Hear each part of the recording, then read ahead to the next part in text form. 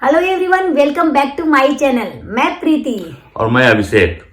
आज हम लोग महाकुंभ के बारे में कुछ आप लोगों को शेयर करेंगे। और आपने सुना होगा पिछले दिनों कुछ भगदड़ हुई थी और उस भगदड़ की वजह से वहां पे पब्लिक काफी कम हो गई थी और जो लोग आने वाले हैं उनके मन में और दिमाग में काफी उथल पुथल है कि आगे स्नान करने जाना चाहिए या नहीं जाना चाहिए, वहां की क्या स्थिति है, क्या परिस्थिति है। अपनी एक्सपीरियंस शेयर करेंगे और वहां की व्यवस्थाओं के बारे में बताएंगे आप लोगों को, ताकि आपके मन में जो कंफ्यूजन है वो दूर हो और आप आना चाहें और ना आना चाहे वो फिर आप क्लियर करें। प्रयागराज में महाकुंभ को लेकर जब से भगदड़ मची है तो लोगों के अंदर बहुत सारे डर हो गए हैं। लोग जाना भी चाह रहे हैं लेकिन कंफ्यूज हैं कि जाएं या नहीं जाएं। तो इसी टॉपिक पे आज हम लोग बात करने वाले हैं।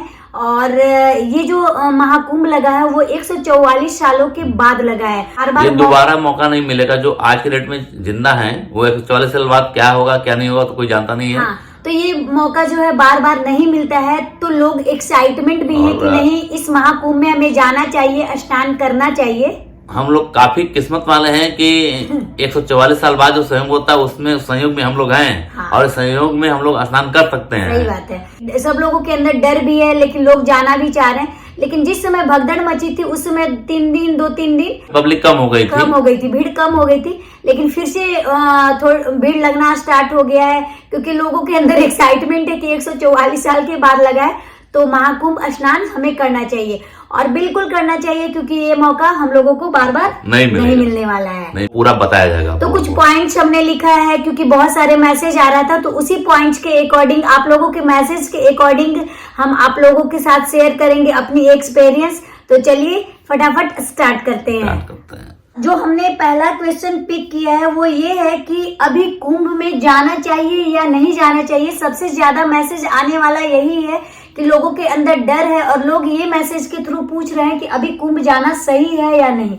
आप सभी लोगों को मैं बताना चाहूंगा कि कुंभ में जाना इसमें बिल्कुल सुरक्षित है, कहीं कोई दिक्कत नहीं है। प्रशासन की व्यवस्था काफी अच्छी है कि आप बेफिक्र होकर प्रयागराज जा सकते हैं, महाकुंभ का एंजॉय कर सकते हैं, आराम से जा सकते हैं, क्योंकि ये मौका आपको मिलने वाला नहीं है, पहले भी मैंने बताया।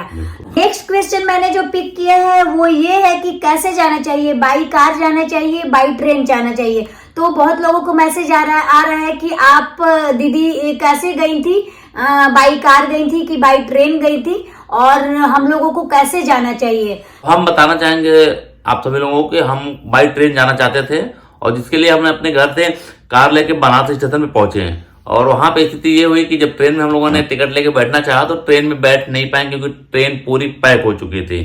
तो हमने प्रीति को बोला कि जब हम लोग यहाँ तक आए हैं तो जाएंगे तो जरूर जाएंगे। तो फिर मैंने अपनी कार को बाहर निकाला स्टेशन के और ड्राइव करके 2 घंटे में नियर अबाउट हम लोग इलाहाबाद के आउटर पॉइंट में पहुंच गए। हाँ, तो मतलब आप किसी भी चीज से आपको जो सुविधा अच्छा लगता है उससे जा सकते हैं। आपको बाइक कार अच्छा लग रहा है तो बाई कार जाइए, बाई ट्रेन जाइए, बाई फ्लाइट जाइए। आपका जो सुविधा अच्छा है उससे आप जा सकते हैं। लोगों को ट्रेन में काफी ज्यादा भीड़ थी और हमारे साथ बच्चा भी था, तो इसके वजह से हम लोग ट्रेन में भीड़ में नहीं जा पाए और बाई कार वहां पे गए थे। तो आप भी अपनी सुविधा के अकॉर्डिंग जा सकते हैं। आपके पास चारों ऑप्शन है। यूपी गवर्नमेंट की बस चल रही है, ट्रेन चल रही है, आपकी स्वयं की कार है, बाइक भी है, जैसे आपको सुविधा लगे वैसे आइए। हाँ, आप अपनी सुविधा के अकॉर्डिंग ऑप्शन को सेलेक्ट कीजिए और आप अपने अकॉर्डिंग प्रयागराज पहुंचिए, महाकुंभ का एंजॉय कीजिए। लेकिन पहुंचिए जरूर। हाँ। क्योंकि ये संयोग दोबारा नहीं मिलेगा। जो मेरा थर्ड क्वेश्चन है, थर्ड क्वेश्चन में मैंने पिक किया है, जो लोगों ने सबसे ज्यादा मैसेज किया है कि कितना पैदल चलना पड़ेगा।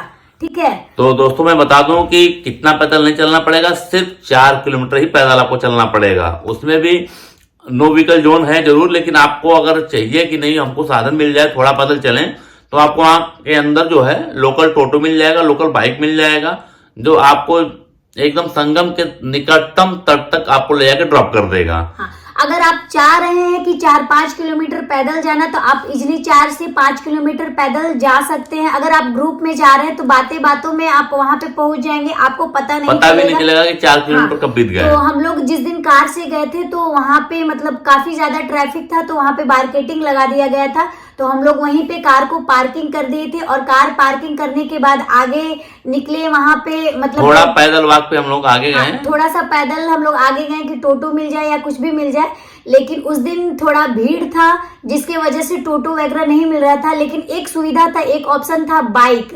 वहां पे बाइक मिल रहा था कि मतलब आप बाइक से जा सकते हैं संगम तक, बाइक का चार्ज लग रहा था। तो अगर आप 1 से 2 लोग हैं तो इजिली बाइक से जा सकते हैं। हम लोग 4 लोग थे तो हम लोग बाइक से नहीं गए, लेकिन आगे जाने के बाद हम लोगों को कोई टोटो नहीं, मालवाहक टोटो मिला हम लोगों को, पीछे बैठ के हम लोग मस्ती से गए हैं। हाँ, तो मालवाहक टोटो मिला तो हम लोग मालवाहक टोटो पे ही बैठ गए। लेकिन फिर भी हम लोगों ने 2 किलोमीटर की यात्रा पैदल तय की और 2 किलोमीटर टोटो से गए और फिर 1 किलोमीटर जो गंगा की रेती होती है वहां हम लोगों ने पैदल चला। हाँ, तो इतना तो आपको कष्ट करना पड़ेगा। अगर हम लोगों ने 2 किलोमीटर पैदल चला और इसके बाद माल जो ढोने वाला टोटो, हाँ मालवाहक टोटो होता है, उसी पे बैठ कर गए।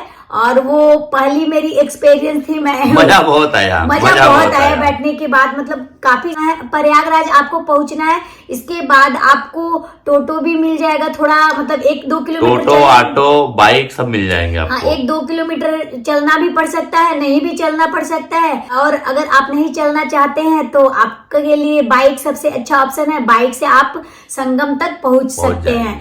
तो पैदल जाना भी पड़ सकता है और पैदल नहीं भी जाना पड़ सकता है। तो ये आपके ऊपर डिपेंड करता है कि आप थोड़ा बहुत पैदल चल सकते हैं तो पैदल चलिए, और अगर टोटो वगैरह मिल रहा है तो ठीक है, अगर नहीं मिल रहा है तो बाइक भी जा सकते हैं। वहां पे आपको बाइक का चार्ज लगेगा। नेक्स्ट क्वेश्चन को मैंने जो पिक किया है वो लोगों का ये है कि अगर हम प्रयागराज जा रहे हैं, महाकुंभ का आनंद उठाने जा रहे हैं, तो कितना खर्च आएगा? तो देखिए, खर्च तो दोस्तों आप लोग कितना दूर से आ रहे हैं और किस साधन से आ रहे हैं उसके ऊपर निर्भर करता है। बाकी मैं बता दूं कि आप लोग अगर प्रयागराज में आ गए हैं तो आपका खर्च कुछ भी नहीं लगने वाला है।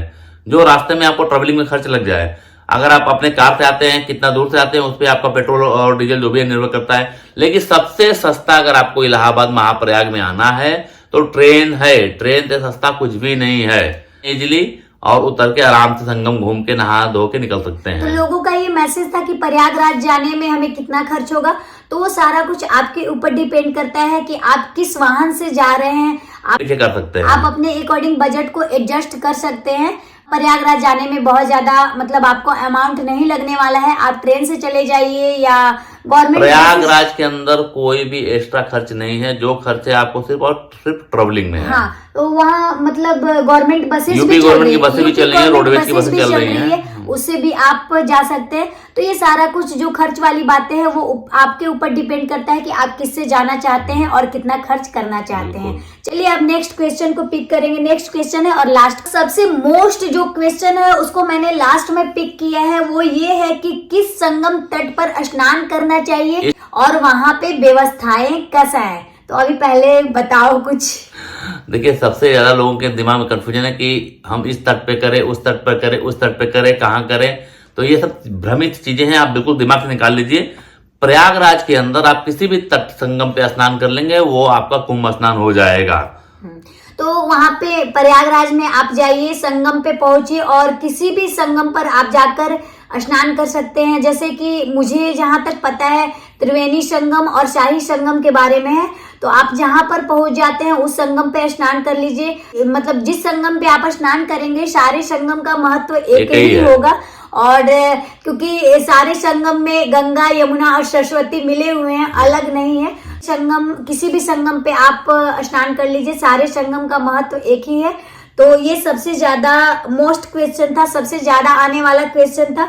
और दूसरी बात ये है कि ये भी पूछा गया है कि वहाँ पे व्यवस्थाएं कैसा है। व्यवस्थाएं बिल्कुल चकाचक है, कोई दिक्कत नहीं है।